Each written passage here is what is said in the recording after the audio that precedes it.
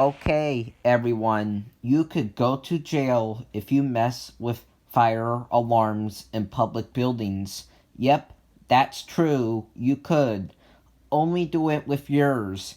Even if you are going to someone else's house and you are tampering with their fire alarms, that is still very bad.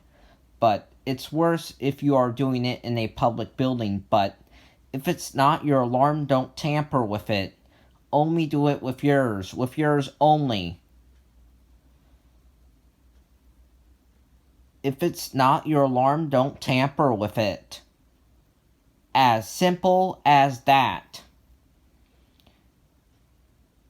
If it's your alarm, you can tamper with it, but if you are at someone else's house with their alarms or in a public building, that is not okay at all. Remember, if it's not your alarm, don't tamper with it. Especially don't tamper with fire alarms in public buildings. Bye.